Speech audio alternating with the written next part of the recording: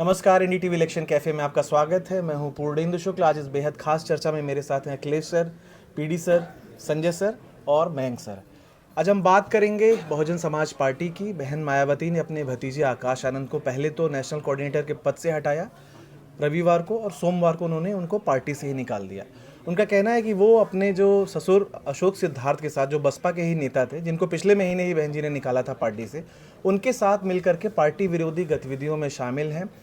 और उनको निकालने के बाद उन्होंने जो नया नेशनल कोऑर्डिनेटर बनाया है वो आकाश आनंद के पिता यानी बहन जी ने अपने भाई आनंद कुमार को ही नेशनल कोऑर्डिनेटर बनाया है। उसके साथ ही उन्होंने राज्यसभा सांसद रामजी गौतम को भी नेशनल कोऑर्डिनेटर बनाया। तो हम बात करेंगे बहुजन समाज पार्टी की कि 2007 में पूर्ण बहुमत से सत्ता पाने वाली बहन जी की पार्टी 2024 आते आते 10% से कम वोट मिले और एक भी सीट नहीं जीत पाई। लोकसभा चुनाव की बात कर रहा हूँ। अखिलेश सर, पहला सवाल आप ही से है। क्या बसपा का आपको लग रहा है खेल खत्म हो गया है? और अगर बसपा का खेल खत्म हो गया है तो उसके खेल खत्म होने का फायदा किस पार्टी को होने वाला है आगामी विधानसभा चुनाव में? देखिए, वैसे तो राजनीति में कहा जाता है पूर्णेंदु की किसी को भी आप राइट ऑफ नहीं कर सकते, क्योंकि जनता कब अपना मन बदल दे कुछ कहा नहीं जा सकता। लेकिन जिस तरह के आसार बहुजन समाज पार्टी के दिख रहे हैं, और जो आपने कहा प्रदर्शन उनका 2007 में अपने बूते पर सरकार, और कहाँ 2000 अब जो उनके विधायक देखिए कोई नहीं, एक सीट 2022 में एक सीट में सांसद आप देखिए कहीं नहीं। तो इस तरह से बिल्कुल साफ तौर पर दिखाई दे रहा है कि वो अपने बिल्कुल डाउनफॉल पर बीएसपी जा चुकी है। वोट प्रतिशत लगातार कम हो रहा है। हाल ही में जो दिल्ली विधानसभा चुनाव हुआ, इसमें तो बहुत ही बुरी स्थिति बीएसपी के देखने को मिली, और यहाँ पर आकाश आनंद प्रभारी भी थे, उन्हीं के हाथ में कमान थी बीएसपी की यहाँ पर दिल्ली विधानसभा चुनाव में। तो ऐसे में ये दिखाई दे रहा है साफ तौर पर कि बीएसपी पर मायावती की पकड़ भी कमज़ोर हो रही है, और जो बीएसपी का जनाधार था वो भी लगातार खिसकता जा रहा है। अब ये एक चिंता का विषय इस लिहाज से क्योंकि जो आंदोलन शुरू किया था कांशीराम जी ने कि बहुजनों को आवाज़ देनी है, जो अनुसूचित जाति वर्ग के थे उनके हाथ में सत्ता की चाबी देनी है, और आप देखिए कि इसने क्रांतिकारी परिवर्तन किया। क्रांतिकारी परिवर्तन उनके आंदोलन ने इस तरह से किया क्योंकि जो मेन स्ट्रीम पार्टियाँ थी, चाहे बीजेपी हो या कांग्रेस हो, उन्हें भी उसी दिशा में सोचने पर मजबूर होना पड़ा कि इन्हें नुमाइंदगी हमें देनी ही होगी, लीडरशिप में आगे हमें लाना ही होगा। चाहे आप कुछ पोस्ट पर सिंबॉलिक जेस्चर ही क्यों ना करें, लेकिन आपको ये काम करना ही पड़ेगा, क्योंकि ये एक ऐसा बड़ा तबका है जो कि मुख्य धारा से पिछड़ा हुआ था, और इसको अगर आप राजनीतिक हिस्सेदारी नहीं देंगे तो इसके बड़े गलत मैसेजेस जाते हैं। और यही बात कांशीराम जी ने बहुत अच्छे से देश की बड़ी पार्टियों को समझा दी। उन्होंने इन पार्टियों का इस्तेमाल भी किया सत्ता पाने के लिए। इनका जो करना चाहिए था उन्होंने उस तरीके से सारे फार्मूले जो होते थे उस तरह से किया। आपको याद होगा बीजेपी के साथ गठबंधन किया तो 6-6 महीने सरकार चलाने की बात हुई, लेकिन जब उनकी बारी आई तब उन्होंने सत्ता देने से मना कर दिया। तो ये इस तरह से भी उन्होंने काम किया। तो ये सारे काम करके उन्होंने देख लिए। अब प्रश्न ये उठता है कि क्या होगा। मुझे लगता है कि बड़ा मुश्किल होगा बीएसपी के लिए इस मुकाम से वापसी कर पाना, क्योंकि आप देखिए पिछले चुनाव जितने हुए उत्तर प्रदेश में कहीं ना कहीं उसको गठबंधन की दरकार रही। जहाँ जहाँ पर उसने अकेले चुनाव लड़ा तो उसके ऊपर ये आरोप मढ़ दिया गया कि आप सिर्फ वोट काटने के लिए या फिर बीजेपी की मदद करने के लिए चुनाव लड़ रहे हैं। तो ऐसे में उस परसेप्शन को तोड़ना बड़ा मुश्किल होगा बीएसपी के लिए। दूसरी बात यह है, जो आपने पूछा कि इसकी जगह कौन ले सकता है, तो देखिए इसके लिए बीजेपी बहुत शिद्दत के साथ काम कर रही है 2014 से, या बल्कि उससे पहले से जब अमित शाह प्रभारी थे उत्तर प्रदेश के, तो उन्होंने बहुत ही तरीके से ज़मीन पर जाकर बीजेपी के लिए जो खोई हुई ज़मीन थी उसको तैयार किया। और उसमें खोई हुई ज़मीन तैयार करने के लिए जो उन्होंने एक रेनबो कोalition बनाया था अलग अलग छोटी छोटी जातियों का, जो कि नॉन यादव ओबीसी थी, जो बीजेपी के पाले में 2014 के चुनाव में आई, उसमें उन्होंने गैर जाटव जो अनुसूचित जाति के मतदाता थे, वर्ग थे, उनको भी बीजेपी के साथ लिया, और ये वर्ग बीजेपी के साथ बहुत मजबूती के साथ आकर टिक गया। अब यही बात अखिलेश यादव को बाद में समझ में आई। उन्होंने गठबंधन करके देख लिया था, लेकिन उन्हें लगा कि नहीं, ये वर्ग हमें अपने साथ लाना होगा, क्योंकि वो बीएसपी अगर डाउनफॉल पर है तो उसको एक लीडरशिप चाहिए, उसको एक प्लेटफॉर्म चाहिए। वो प्लेटफॉर्म हम दे सकते, तो उन्होंने पीडीए की बात की। इस लोकसभा चुनाव में कांग्रेस और अखिलेश यादव का जो गठबंधन था उसमें उनको फायदा भी मिला, क्योंकि बड़ी संख्या में जो अनुसूचित जाति का वोट था, टिकट भी दिए और वोट भी इस और गठबंधन अयोध्या फैजाबाद सीट जो है तो उस पे साफ तौर पर दिखाता ही है। सामान्य सीट पे दलित उम्मीदवार उतारा तो उतारा और वो जीता भी। तो ये अपने आप में दिखाता है किस तरह से उन्होंने कोशिश की है। चंद्रशेखर एक हैं जो हाथ पैर मार रहे हैं, लेकिन वो खुद कितना कर पाएंगे, उनके जो विचार हैं उनसे कई लोग सहमत नहीं हैं, जो उनकी आक्रामकता है वो कई बार गैर ज़रूरी दिखाई देती है। तो ऐसे में क्या वो मायावती का विकल्प बन सकते हैं, इस पर एक बड़ा प्रश्न चिन्ह है, क्योंकि वो अकेले जीत करके आए हैं। उनका अभी तक का जो प्रदर्शन रहा है लोकसभा में, उस पर भी कई तरह की बहस हो सकती है कि क्या वाकई वो जिस उद्देश्य के साथ आए थे उस उद्देश्य को पूरा कर रहे हैं या नहीं कर रहे हैं। तो ऐसे में मुझे लगता है कि अगर बीएसपी का स्पेस खाली होता है तो उसके लिए जगह बीजेपी के पास है। बीजेपी एक बहुत बड़े पैमाने पर उसके लिए काम भी कर रही है। एक झटका जरूर बीजेपी को 2024 के लोकसभा चुनाव में लगा था, लेकिन उससे वो उबर गई है, क्योंकि हरियाणा में, महाराष्ट्र में, और इस पर हम कई बार चर्चा कर चुके हैं, यहाँ तक कि दिल्ली में भी काफ़ी हद तक बीजेपी ने उस अनुसूचित जाति वर्ग में जो अपने खोया या कई छिटकाव जो आधार था उसको वापस पाने में सफलता प्राप्त की है। संजय सर, बहन जी देखिए, जब 2007 में जीती तो तकरीबन 27-28% के आसपास उनके पास वोट थे, जो घटते घटते अब 10% से कम आ गए। माना जाए कि जो जाटव समाज में उनकी पकड़ है, उस पर ही पकड़ इस वजह से 10% के आसपास वोट दिखते हैं। क्या यही हाल रहा तो वो जो वोट उनको जाटव समाज के मिलते हैं वो भी वोट उनसे खिसक जाएंगे, और अगर ऐसा होता है तो किस पार्टी को उसका फ़ायदा होगा? देखिए, मुश्किल ये है कि हम लोग पॉलिटिकल स्टार्टअप की आम आदमी के बारे में जिक्र कर रहे थे काफ़ी ज़्यादा। बसपा अपने आप में एक अनोखी स्टार्टअप थी, क्योंकि बहुत सारे स्टार्टअप जो हैं वो जैसे एनटीआर की पार्टी आई तो एक करिश्माई सिनेमा से निकले हुए वो व्यक्तित्व थे, वो आए और सीधा चुनाव जीत करके चले गए। एजीपी का एक अलग तरह का केस था, आपका दिल्ली में एक अलग तरह का केस था। इन सब से बिल्कुल अलग बहुजन समाज पार्टी का उदय था। मतलब कांसीराम ग्राउंड पे काम करते रहे, उनके यहाँ जो पद हैं उनके नाम भी अलग तरह के हैं, है ना। एक नोट एक वोट जैसी चीज़ चलाई, और मतलब जिस तरह से ग्राउंड पे काम किया होगा शायद किसी और पार्टी ने किया हो, और उत्तर प्रदेश जैसी सीट जगह पे जिस तरह से वो जीत करके आए वो आए। ये थोड़ा दुख का विषय है कि एक पार्टी जो इस तरह से बनी और उसके बाद मायावती उनका जो लिगेसी था उसको कैरी फॉरवर्ड किया, और उसके बाद उसका जो ह्रास हुआ है। अब मायावती का अगर आप कल का देखिए वक्तव्य, एक तो ठीक है उन्होंने भतीजे को अलग किया, जो भी उनके पास कारण रहा हो वो कारण कुछ हद तक उपयुक्त दिखता है, कुछ हद तक और कारण हो सकते हैं, सब कुछ उसमें नहीं लिखा गया है। बहुत सारी ऐसी चीज़ें होंगी जो बहुत ज़्यादा नागवार गुजरी होंगी। उसके साथ अगर आप देखेंगे तो मायावती का एक अजीब तरह का व्यक्तित्व था। आप देखिए, वाजपेयी सरकार जब गिरी थी केंद्र में एक वोट से, उसमें मायावती का रोल था, क्योंकि उन्होंने पहले प्रॉमिस किया था कि हम वाजपेयी सरकार को सपोर्ट करेंगे, फिर उन्होंने अलग किया। ये नहीं एक्सपेक्टेड था कि सपा और बसपा मिलकर के यूपीए सरकार दोनों को समर्थन साथ आके देगी, समर्थन दिया। और साथ में जितने कंसेशंस उन्होंने लिए यूपीए सरकार से, यहीं नोएडा में आगे निकलिए तो आपको वो इतना बड़ा वो आपको दिख जाएगा माया हाथ जो उन्होंने बाकी वहाँ पे किया, या दिल्ली में तमाम तरह की प्रॉपर्टी जो बहुजन समाज के नाम से या कांसीराम स्मारक के नाम से पब्लिक के लिए वो नहीं खुले थे, ये अलग बात है। उसके साथ यहाँ पे एक स्थिति आती है जिस समय कि वो कहती हैं कि मैं अपने जीवन काल में अपना कोई सक्सेसर नहीं नियुक्त करूँगी। तो इसके दो सेंस हैं। एक तो ये सेंस है कि मेरे जीवन काल के बाद ये पार्टी ही मतलब मेरे साथ ही इस पार्टी का अस्तित्व खत्म हो जाएगा, कि मेरे साथ मेरे बाद मतलब जो है वो नहीं है।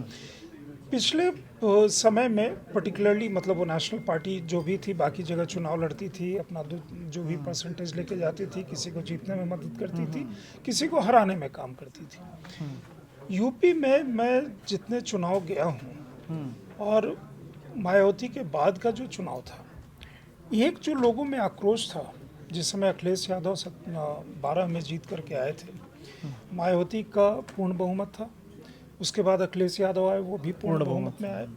उसका एक जो कारण उस समय मुझे पता चलता था वो ये था कि मायावती ने दलित समाज के साथ भी न्याय नहीं किया था। उसके दो कारण थे। एक, जो किसी तरह के अट्रॉसिटी के केस होते थे तो वो केस ठीक से दर्ज नहीं होते थे, क्योंकि उसमें लगता था कि शिकायत फिर मायावती की हो जाएगी कि आपके रहते उन्होंने गुंडई ख़त्म किया, बहुत सारी अच्छी चीज़ें करी थी मायावती ने, ये सब मतलब जो था माफिया राज गुंडा राज पे काफ़ी कंट्रोल था, कंटेन था। हालांकि 12 में वोट बहुत अच्छे मिले थे बीएसपी को, ये बात भी सच, हारने के बाद भी। हारने के बाद भी, लेकिन मान लीजिए जब सरकार परिवर्तन हुआ, दूसरा एक आर्गुमेंट जो था कि बहुत सारे ऐसे पोस्ट जो रिजर्व वो थे, वो क्या हुआ कि किसी और ने वो पोस्ट ले करके और आउटसोर्स करने की वहाँ एक परंपरा शुरू हो गई थी, इंक्लूडिंग सफाई कर्मचारियों की जो वो थी, वहाँ से लेकर के यहाँ तक आना, उसमें धीरे धीरे वो शिफ्ट होता गया वोट और सपोर्ट बेस जो है। सबसे बड़ा बेनिफिशियरी उसका बीजेपी रही, जो आप विधानसभा चुनाव देख लीजिए या लोकसभा चुनाव देख लीजिए। अखिलेश अभी बात कह रहे थे कि पिछले चुनाव में पीडीए की सफलता मिली, और सही बात है कि वहाँ पे उनको मतलब जो दलित वर्ग है उनका उन्हें समर्थन मिला कई जगह पे, कई जगह पे नहीं मिला। लेकिन ब्रॉडर शिफ्ट अगर आप देखेंगे, और प्लस मायावती का लास्ट एक जो उनका गुस्सा था, इसके पहले कि उनका राजनीतिक ह्रास होता या जिस पे आज हम चर्चा कर रहे हैं, ओबिचुअरी उन्होंने शुरू में ही एक राइडर ऐड कर दिया था, तो मैं रिपीट नहीं करूंगा कि उनका पॉलिटिकल किसी भी पार्टी का वो नहीं लिखते हैं या मतलब प्रूडेंट नहीं होता है। लेकिन अगर आप देखेंगे कि इस पूरी प्रक्रिया में क्या होता है कि जो वो वर्ग है वो छिटकता हुआ भाजपा के पास वो ग्रेजुअली आता जा रहा है। मायावती 2019 के चुनाव में सबसे बड़ा उनके उस पर एक गुस्सा कह लीजिए, दाग कह लीजिए, अपमान कह लीजिए, वो क्या था, गेस्ट हाउस कांड, जो मुलायम सिंह यादव द्वारा इंजीनियर किया गया था। वो जाकर के मुलायम सिंह के गांव में जाकर के, उनके घर पे जाकर के मुलायम सिंह का मंच पे आना, और उस चीज़ के लिए अपने आप का जो भी है, माफ़ीनामा तो एग्जैक्टली नहीं था लेकिन इजहार उस तरह का था। तो मायावती के लिए वो एक बहुत बड़ा विंडिकेशन था। मुझे लगता है कि वो इनके लिए एक पीस की स्थिति जो भी रही होगी, अखिलेश 5 के 5 रह गए और उसमें वो 0 से 10 पे पहुंच गए। वो मुझे लगता है कि मायावती का ये जो सेमी रिटायरल फेज है, उसके पहले एक बहुत बड़ा विंडिकेशन था उनके पोजीशन का। उसके बाद अब बच जाती है कि उनका जो ये कहाँ पे जाएगा। बीजेपी डेफिनेटली मेजर बेनिफिशियरी है, क्योंकि वो वर्ग जो है वो लाभांश की बात करता है, लाभान्वित होने की बात करता है कि हमें लाभान्वित कौन कर सकता है। वो ये एक जो कॉम्बिनेशन के हिसाब से आप देखेंगे तो कई बार ये थ्योरेटिकली आप कहते हैं, लेकिन ग्राउंड पे कई बार रियलिटीज़ डिफरेंट हो जाती है। जैसे ओबीसी में यादव सबसे डोमिनेंट वर्ग है और गांव में या बाकी जगह पे, लेकिन बिहार में भी लालू प्रसाद यादव के साथ उनका एक कॉम्बिनेशन चला दलितों का, तभी वो मतलब ये संख्या उनको आई। यूपी में भी अखिलेश यादव के साथ 2019 में वो आया। लेकिन मुझे लगता है कि आने वाले समय में, मतलब अभी प्रेडिक्ट करना 27 के चुनाव के लिए बहुत अर्ली होगा कि उस समय किधर ड्रिफ्ट करेगा, लेकिन एक मेजर सेक्शन जो है, मेजॉरिटी जो है, चंद्रशेखर रावण मतलब एक स्पार्क की तरह आए हैं और अभी मतलब चिंगारी ही हैं, चिंगारी आग नहीं बने हैं। तो वो जो स्पॉयल है वो मेजॉरिटी उधर और बाकी स्प्लिंटर्स चारों तरफ। सर, ये जो बसपा की बात हो रही है, ऐसा लग रहा है कि बहन जी क्या जीतना ही नहीं चाहती हैं अब चुनाव।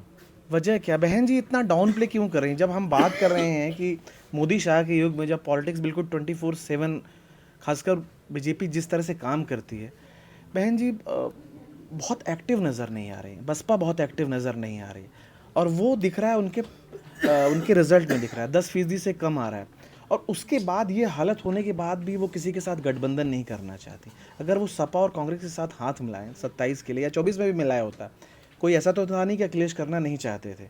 बहन जी उसमें लग रहा था कि वो खुद नहीं करना चाहती थी। क्या वजह देखते हैं आप? सब आदमी जो भी मायावती को जानते हैं और जो किसी ने भी बहुत लिमिटेड लोगों का उनके साथ इंटरेक्शन हुआ है, और इंटरेक्शन भी हुआ है बहुत लिमिटेड हुआ है, तो सब जो भी जानते हैं थोड़ा बहुत, उन सब का एक चीज़ कहना है कि भयानक रूप से ट्रस्ट इशू इनके पर्सनैलिटी में एक जो बहुत सिग्निफिकेंट है, आप उसको क्वालिटी बोलिए, डिसएडवांटेज बोलिए, जो भी बोलिए, she does not trust anybody. अब अपने भतीजे को, अपने भाई के बेटे के साथ ऐसा व्यवहार किया जाता है क्या? इसका मतलब है क्या कि भयानक रूप से ट्रस्ट इश्यू है, किसी पे वो ट्रस्ट नहीं करती हैं अपने अलावा, अपने शैडो के अलावा। और ऐसे में क्या होता है, जनरली होता है कि आप किसी पे ट्रस्ट नहीं करते तो आपको कोई फीडबैक नहीं आता है। अब जो कोई भी बिहार और यूपी के पॉलिटिक्स को जानता है उसको थोड़ा सा बैकग्राउंड ये देने की ज़रूरत है कि मंडल के लिए मोस्ट फर्टाइल ग्राउंड जो था वो बिहार यूपी था, और मंडल का जो प्राइमरी बेनिफिशियरी हुआ वो इस दोनों स्टेट का डोमिनेंट कास्ट हम बोल रहे हैं। उसमें यूपी में आप बोल सकते हैं जाटव और यादव, और इन दोनों ने अपने से प्लस करने की कोशिश की मुस्लिम्स को। मुलायम की भी कोशिश थी, मायावती की भी कोशिश थी। बिहार में इस मंडल पॉलिटिक्स के बेनिफिशियरी कौन हुए? यादव्स, उसके बाद कुर्मीज कोयरीज। अब नीतीश ने उसको, अब ये पहला बेनिफिशियरी, इस पहले बेनिफिशियरी ने इस मंडल पॉलिटिक्स को, या पहले बेनिफिशियरीज, अब जेडीयू में भी उसको शामिल कर लीजिए, आरजेडी भी शामिल कर लीजिए, मायावती भी, इन सब ने, नेचुरल प्रोसेस होता है डेमोक्रेटाइजेशन का कि मेरे साथ एक जुड़ा हुआ है, अब उसके आसपास वाले जो हैं उसी सिमिलर सोशियो इकोनॉमिक बैकग्राउंड वाले उनको जोड़ें। ये मुलायम ने भी किया, मायावती ने भी किया। इस सब के लिए ज़रूरी है, और इसको 2014 के बाद बीजेपी भी अलग तरीके से, बीजेपी का वो, अब इस सब के लिए ज़रूरी है कि आपको ग्राउंड से फीडबैक मिलता रहे।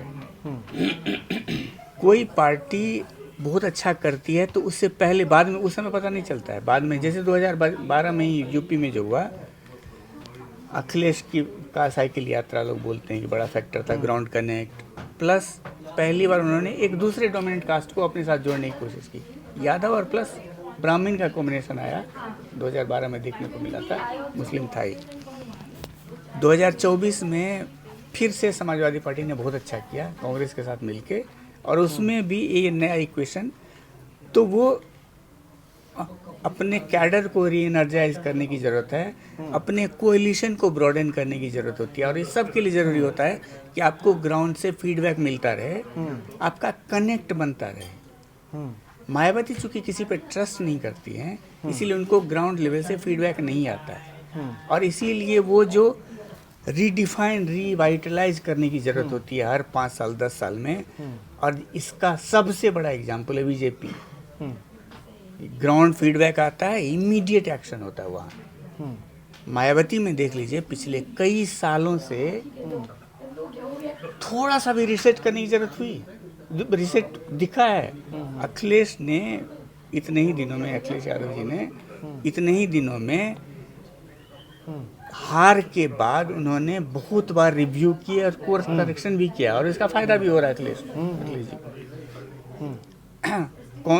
कोर्स करेक्शन कौन नहीं कर पा रहा है? आप देख लीजिए, बहुजन समाज पार्टी नहीं कर पा रही है और कांग्रेस नहीं कर पा रही है। इसीलिए देखिए कि ये दोनों लागार्ड होते जा रहे हैं। कांग्रेस को एक बोल सकते हैं क्या कि 2024 के लोकसभा में थोड़ा सा लिमिटेड बोनस मिला, लेकिन फिर बैक टू स्क्वायर वन, क्योंकि वो सीख नहीं रहे हैं, ग्राउंड लेवल कनेक्ट नहीं हुए, और फीडबैक पे कैसे एक्शन होता है वो नहीं कर पा रहे हैं, और एग्जैक्टली यही फैक्टर है मायावती के साथ। पीडी सर, ये मैं आपसे फिर वो एक सवाल पूछूंगा, बेसिक सवाल कि 21% आबादी यूपी में दलित की, इस 21% का अब नेता कौन होगा? जबकि बहन जी खुद बहुत दिख रही हैं कि उतनी एक्टिव नहीं रहना चाहती। उनका भतीजा एक्टिव दिख रहा था तो उनको लोकसभा में पहले साइडलाइन किया, फिर लोकसभा के बाद फिर उनके पद बहाल किए, नेशनल कोऑर्डिनेटर बनाया, अब वो फिर से उनको पार्टी से निकाल दिया। तो देखिए, एक बात तो बहुत स्पष्ट है कि मायावती अभी तक अपनी पार्टी की सुप्रीमो हैं, बाकी उनके लिए मोहरों जैसे हैं।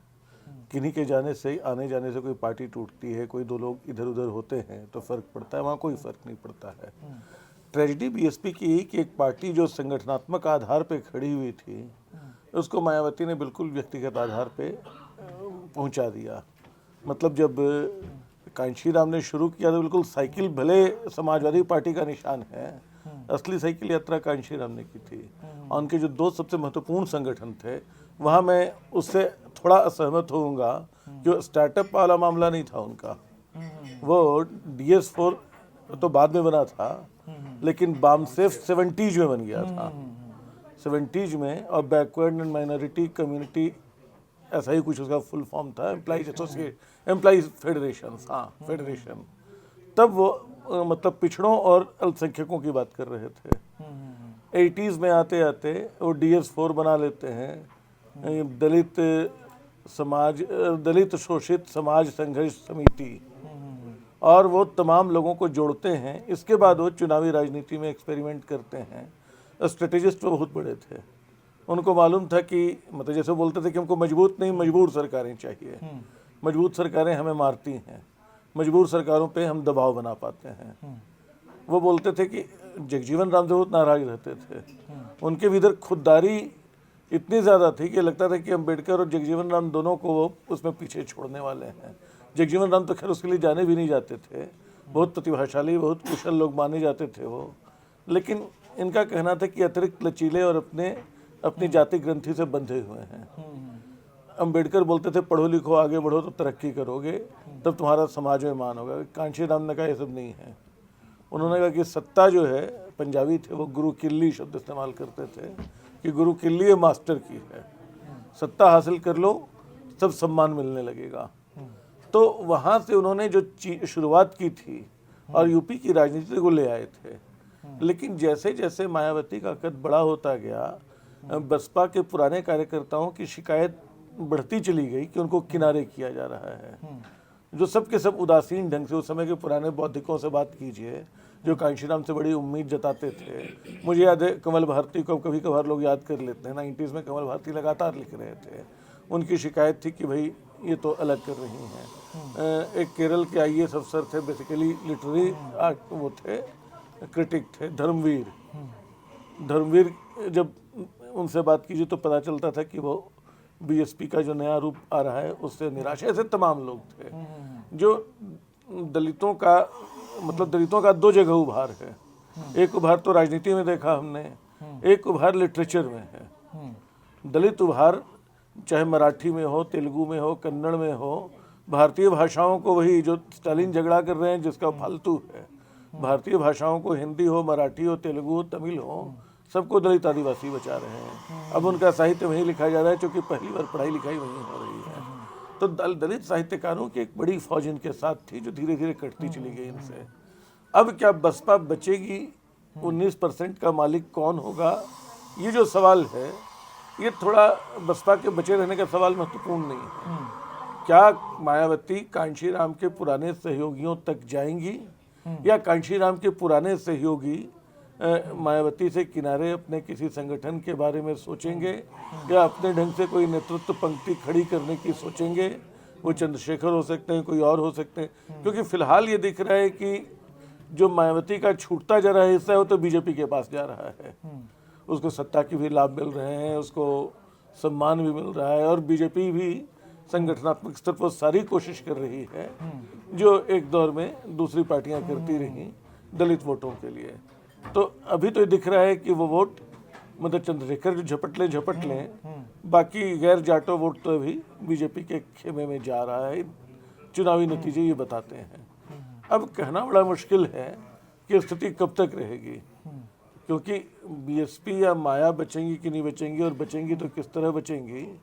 लेकिन 19% दलित वोटों का 21% कितना है? 21% यूपी के दलित वोटों का सवाल है। पिछड़ा गोलबंदी से वो एक बड़ा वो हासिल कर सकते थे। उसमें गेस्ट हाउस कांड जैसा मामला आ गया, उसमें मायावती की अहमन्यता आ गई, उनको मतलब उन्होंने बहुत सपा को नाको चने चबवा, ये सच है। उसको उस दौर में सुपर CM कहते थे जो उप मुख्यमंत्री थी। वो तो उनकी जिद, उनकी अहमन्यता सब जो है उसने पार्टी को कमज़ोर किया है। ये सच है कि उनका एक चीज़ और, मतलब अगर बीजेपी चूक करती है तो सब उसको फिर भी सहानुभूति से देखते हैं। बसपा की चूक भारी पड़ती है। बसपा पे सबसे बड़ा इल्जाम क्या था 2012 में कि पार्क में अपनी मूर्तियां लगवा दी। पार्क आज भी बड़े सुंदर हैं। लखनऊ में गया नहीं, वो लोग जो जाते हैं बताते हैं कि बड़ा सुंदर है लखनऊ। यानी वो पैसे के घपले से ज़्यादा बड़ा मामला था पैसे के दुरुपयोग का कि पार्क में हाथी क्यों बनवा दी, अपनी मूर्तियाँ क्यों लगवा दी। मायावती ने और भी काम किए थे। जो एक्सप्रेस वे बना है वो अगर कोई दूसरा मुख्यमंत्री प्रधानमंत्री बनवाता तो उसको लॉन्स एंजलिस तक बेचता कि हमने तो इतना बड़ा एक्सप्रेसवे बना दिया। मायावती बना के बैठ गई किनारे, उनको प्रचार की जरूरत नहीं थी। तो ऐसी कई चीजें थी जिसके चलते वो अगड़ा पूर्वाग्रह। 5 सेकंड के लिए intervene कर रहा हूं। जो एक्सप्रेसवे की बात कर रहे हैं तो उस संदर्भ में राहुल गांधी जी उसी पे भट्टा परसौल वाला याद है मुझे, हाँ हाँ हाँ। राहुल गांधी जी भट्टा परसौल गए थे ये कह के कि वहाँ पे वो दफन हो गई हैं लाशें, एडमिनिस्ट्रेटिव मार करके दिग्विजय सिंह लेकर के गए थे मोटरसाइकिल पर चढ़ के। याद है मुझे, हाँ। और वो पूरा का पूरा इलाका मतलब जीतू पटवारी उसी से नेता बने थे। हाँ, नेता तो बने लेकिन पूरा इलाके में कोई नहीं जीता। जीतू पटवारी तो यहाँ नेता नहीं बन सके। नहीं हाँ। मतलब जहाँ भी बने हैं वहाँ मैं इसलिए कि मोटरसाइकिल में बैठा के ले गए थे, खाली वही उनकी पहचान थी। बस वही तक रह गया। और वहाँ ये चला और राहुल गांधी जी को लोगों ने नकार दिया। मतलब उसके बाद बाकी केवल आपने उसका नहीं, तो सिर्फ माया की बात कर रहे हैं भाई। राहुल तो कांग्रेस की तो अपनी जो विडम्बनाएं हैं वो है ही। मैं तो सिर्फ माया की बात कर रहा हूँ कि माया ने काम भी किया था। और 2007 से 2012 के बीच के आर्थिक रिकॉर्ड को देख लीजिए तो पता चलेगा कि यूपी का विकास दर पिछले दरों के मुकाबले काफ़ी बेहतर थी। और जनसत्ता सोसाइटी में अचानक मुझे एक पर्सनल वाकया याद आ गया। मैं गाज़ियाबाद में रहता हूँ और हमारे यहाँ जो सबसे बड़ा संकट होता था, हमारा जनरेटर का बिल बढ़ता जा रहा था 2007-8 के पहले। हम लोगों को लगता था कि कैसे कितना बढ़ाए मेंटेनेंस, कितना बढ़ाए मेंटेनेंस। 2007 के बाद वो संकट ही हमारा ख़त्म हो गया क्योंकि बिजली की कम से कम स्थिति बेहतर हुई। तो कई चीज़ें थी, सड़कें बनाने का काम, नोएडा के डेवलपमेंट का काम जहाँ हम लोग बैठे हुए हैं, ये सब उस दौर की देन है। लेकिन मायावती की चूकें जो हैं वो चींटी जैसी चूकें पहाड़ जैसी भारी उन पे पड़ी। चींटी से थोड़ी बड़ी मान लीजिए, चूकें तो थी ही। तो उनकी अपनी व्यक्तिगत खामियां और उनके प्रति एक बड़ा पूर्वाग्रह दोनों उनके काम आए, जिन्होंने उनका काम तमाम कर दिया। असीम जी, आप तो पश्चिमी उत्तर प्रदेश से आते हैं। बहन जी खुद वेस्ट यूपी से थी, जिस ज़िले में हम बैठे हैं वहीं की थी। और एक जैसा पीडी सर ने भी बताया है कि एक समाज जो हाशिए पे था, काशीराम और बहन जी की जो राजनीतिक जोड़ी थी, उसने उसको एक स्वर दिया। 2007 में एक पूर्ण बहुमत की सरकार आई और वो बहुत नीचे चला गया। तो अब वो एक वैक्यूम है और लग नहीं रहा है बहन जी को देख करके कि वो उसको अब वो कंट्रोल भी करना चाहती हैं और विस्तार की सोच रही हैं। कहाँ तो यूपी में सरकार थी और तमाम राज्यों में उनके विधायक चुन के आते थे, बहुत अच्छे वोट, कहीं 15% कहीं 20% तक वोट मिलते थे। और पूरे देश की 15% आबादी, यूपी में अकेले 21%। और आज जो दलित नेतृत्व है बहुत हाशिए पर है। ना तो कोई देश में मौजूदा है, जिस देश में 15% दलित आबादी हो वहाँ कोई सीएम नहीं है। आखिरी मुझे लगता है चन्नी साहब थे, उसके बाद भी नहीं। वहाँ तो 30% से ज़्यादा दलित हैं। वहाँ ऐसे बहुत से राज्य हैं जहाँ पर दलित आबादी बहुत ज़्यादा है। तो ऐसे में बहन जी का इतना डाउनफॉल होना, और आपको क्या लग रहा है कि पश्चिमी यूपी से ही आने वाले चंद्रशेखर साहब जो हैं, आज़ाद समाज पार्टी का कुछ ही दिन पहले देश के राष्ट्रपति दलित थे भाई। तो हाशिए पे मैं केवल ऐड कर दे रहा हूँ। और हर जाति का या हर समाज का कोई मुख्यमंत्री ही हो वो जरूरी नहीं, बहुत सारे डायनेमिक्स पर डिपेंड करता है। नहीं, वो बात ठीक है, लेकिन चूंकि नेतृत्व की बात होती है और जिस तरह से आज ओबीसी लीडरशिप और उसकी, भाई प्रधानमंत्री मोदी ओबीसी हैं, इसको लेके तो बीजेपी बार बार बोलती है ना, और गिनाती है हमारे मंत्रिमंडल में अब इतने ओबीसी हैं। तो बात अगर दलित नेतृत्व की, तो भी कांग्रेस के अध्यक्ष दलित हैं भाई। मल्लिकार्जुन खड़गे साहब दलित कहे जाते। मैं कह रहा हूँ इतना स्वीपिंग स्टेटमेंट देने से पहले थोड़ा सा हमें कुछ चीजें परिप्रेक्ष्य में ले आनी चाहिए। भाई कांग्रेस के अध्यक्ष हमारे हैं। आप देखिए कितने कद्दावर मंत्री बिहार से आ रहे हैं। रामविलास पासवान जी के बेटे, उनको लाया ही इसीलिए गया। तो इसलिए कई चीज़ें हैं जो मतलब ऐसा नहीं है। नहीं, मेरा कहने का मतलब है 15% देश की आबादी दलित है। देश में एक भी मौजूदा मुख्यमंत्री दलित नहीं है। अभी दिल्ली में चर्चा हो रही थी कि शायद बीजेपी में भी ये दांव खेल सकती है, वो खैर हुआ नहीं। तो यूपी के पहले मध्य प्रदेश में बसपा की राजनीतिक शुरुआत हुई थी। वहाँ 2 सीटें उन्हें जीती हुई थी। और दिग्विजय सिंह मुख्यमंत्री जब थे तो उन्होंने बसपा को रोकने के लिए बाकायदा 98 में दलित एजेंडा के नाम से एक लंबा चौड़ा कार्यक्रम कराया था। उसकी इतनी मोटी किताब छपी थी, एक निजी बातचीत में उसका हवाला भी दिया था। तो पंजाब में और यहाँ मध्य प्रदेश में उन्होंने अच्छी शुरुआत की थी।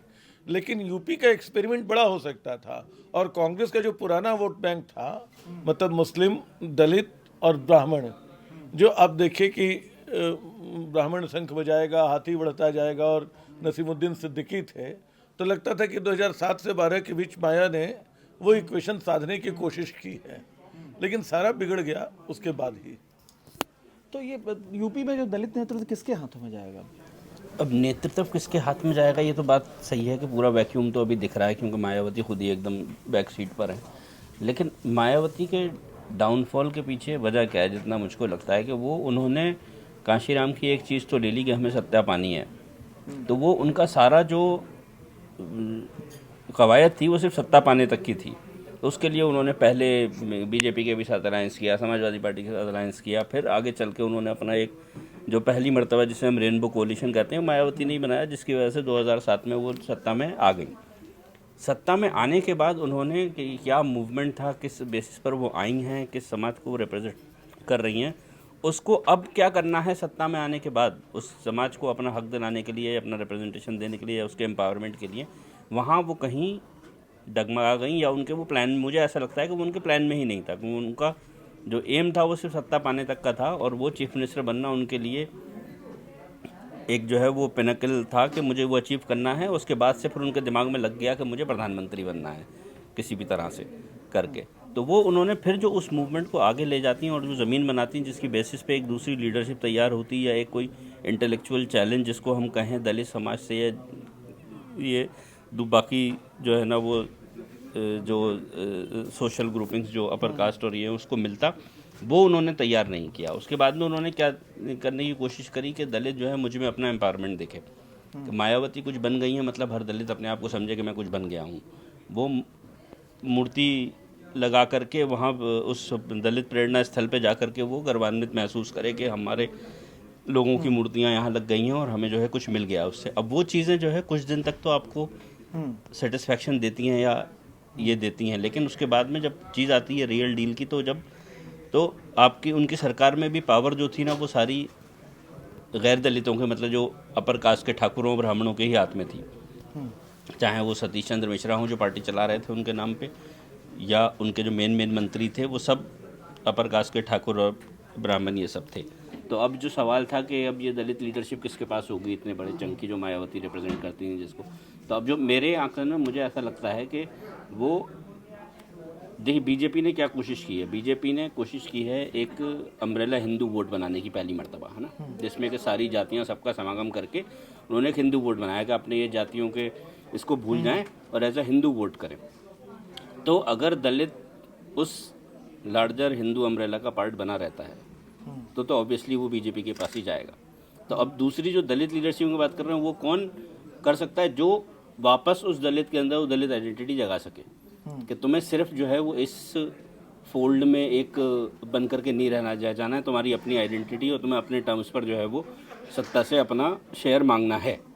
तो वो अगर कोई जगह पाएगा वापस, जो कि कांशीराम ने जगाया था और इसकी जो मलाई मायावती ने खाई, अब मायावती चली गई तो उसकी जगह पर जो लीडरशिप अगर इस तरह की कोई उभरती है और जो वापस दलित को जो है ना उस हिंदू फोल्ड में से लेकिन ये कहूंगा कि वो मलाई में, लेकिन उस संघर्ष में मायावती पूरी तरह से भागीदार थी, तो मलाई शब्द मुझे लगता है वो ठीक नहीं होगा। ये मलाई शब्द ये मान लें, लेकिन मैंने यहाँ कहा कि वो सत्ता तक के उसमें ये थी, और सत्ता पाने के बाद में फिर उन्होंने उस मूवमेंट को आगे बढ़ाने या उसको फिर फैलाने के लिए जो है मेरे हिसाब से काम नहीं किया। वो सिर्फ सत्ता से ही सेटिस्फाई होकर के रह गई। तो वो अगर कोई ऐसा लीडर उभरेगा जो कि उतना काम करेगा और उस समाज के अंदर वापस जो है ना उसकी आइडेंटिटी जगाएगा और उसको कहेगा कि नहीं, तुम्हारा हित जो है वो इस लार्जर हिंदू फोल्ड में रहने में नहीं है, अलग रहने में है और अपने टर्म्स पे जो है ना वो सत्ता से नेगोशिएट करने में है, तो वो लीडरशिप ले पाएगा, जो कि अभी दिख नहीं रही है। अगर वो दलित बने रहता है part of that larger Hindu fold जो कि बीजेपी ने क्रिएट किया है, और टू देयर क्रेडिट, लेकिन 2024 के लोकसभा चुनाव में तो दलित वोटों की ठीक ठाक वोट कांग्रेस और सपा गठबंधन को भी आया है। और आपने देखा तमाम सुरक्षित सीटों पर कांग्रेस ने प्रदर्शन सुधारा है। तो ऐसा कहना है कि सिर्फ बीजेपी को ही फायदा मिलेगा? जब हम दलित वोट की बात करें तो ऐसा तो है नहीं कि 100% दलित जो है ना वो एक ही तरफ जा रहे हैं, वोट कर रहे हैं। हम उसमें बात कर रहे हैं कि जो मेजोरिटी उसमें से किसे वोट कर रही है, जो कि उसका नेतृत्व करता जैसा कोई नजर आए। तो बीजेपी बहुत उसके लिए अटेम्प्ट कर ही रही है और कोशिश कर ही रही है। तो वो अभी लग रहा है कि हाँ बीजेपी फायदा उठा लेगी उसको। लेकिन दूसरा अगर कोई समाज में से उभरता है और निकलता है जो कि अभी दिख नहीं रहा है, तो वो देखा जाएगा। ये जो बात कही असीम ने, बहुत महत्वपूर्ण बात ये है कि अगर दलित आइडेंटिटी आप उभार सकें तो वो जो भी उभारेगा वो उसको उसका फ़ायदा मिलेगा। लेकिन अभी जो ये महाकुंभ हुआ, इसको पीएम नरेंद्र मोदी ने एकता का महाकुंभ कहा। बहुत महत्वपूर्ण बयान उनका था, क्योंकि बहुत सोच समझ करके इसका इस्तेमाल उन्होंने किया, एकता का महाकुंभ। ये दरअसल हिंदू एकता का महाकुंभ, कि इसमें यहाँ पर आके सारे जो हिंदू हैं, सनातन ज्यादा बोल रहे हैं, हिंदू सनातन उसी का महाकुंभ, क्योंकि वहाँ पर सारे जो जाति पहचान थी वो सब उसमें विलय हो गया। वो जो पूरा समूह था वो सनातनियों का समूह था। ये मैसेज देने की कोशिश की गई। तो इसलिए उसमें से आप निकालेंगे, कैसे निकालेंगे? जैसे मान लीजिए दूध का प्याला होता है, जब आप उसमें चीनी डाल देते हैं तो फिर उसमें से आपको कहा जाए कि चीनी निकाल दी, तो आप निकाल नहीं पाएंगे, आप अलग नहीं कर पाएंगे। तो कोशिश यही है कि दूध का प्याला ऐसा बना दिया जाए जिसमें चीनी डाल दी जाए कि उसका स्वाद इतना मीठा हो कि जो सत्ता का स्वाद है वो सब तक पहुँचे। अब जो बात इन्होंने कही कि सत्ता में हिस्सेदारी कौन देगा, कौन दे सकता है, सत्ता किसके पास है जो हिस्सेदारी दे सकता है? एक तो या तो वो ख्याली पुलाव पका करके बताए कि भाई आएंगे तो हम देंगे, एक वो है जो आपको ऑलरेडी दे रहा है, ये दे चुका है, दे सकता है। तो जनता तो उसी को चूज़ करेगी। इसलिए मैं कह रहा हूँ कि अधिकांश जो चंक है वो बीजेपी के पास इसलिए जाएगा क्योंकि बीजेपी के पास वो अपॉर्चुनिटी है कि जहाँ पर वो सत्ता में हिस्सा दे सके। जैसे संजय जी ने टोका था, कहा था कि राष्ट्रपति उन्होंने बनाया। आप जानते हैं कि बीजेपी ने एक दलित को प्रेसिडेंट भी, अपना नेशनल प्रेसिडेंट भी बनाया हुआ है। बीजेपी के पास अभी ऑप्शन है एक प्रेसिडेंट उन्हें अपना अपॉइंट करना है, और यूपी में भी बीजेपी को अपना स्टेट प्रेसिडेंट अपॉइंट करना है। क्या वहाँ पर भी कोई दलित हो सकता है मैसेजिंग देने के लिए? ये भी एक सवाल उठ रहा है। फिर सवाल तो ये भी पूछा जाएगा ना कि जब कांग्रेस के पास मौका था, आज़ादी के बाद से लगातार उनके प्रधानमंत्री रहे, तब उन्होंने कोई दलित प्रधानमंत्री क्यों नहीं बनाया? आप जो बार बार दलित मुख्यमंत्री की बात कह रहे थे, तो दलित प्रधानमंत्री की बात भी तो उठती है। मायावती अगर ये कहती थी कि पहला देश का दलित प्रधानमंत्री हो, वो खुद अपने बनना चाहती थी, तो वो इसलिए बनना चाहती थी। वो जो दलित आइडेंटिटी है उसको उभारना चाहती थी, पर कांग्रेस के पास मौका था, कांग्रेस ने कभी मौका दिया नहीं। आज की चर्चा में बस इतना ही। कल किसी और विषय के साथ मिलते हैं, तब तक के लिए धन्यवाद।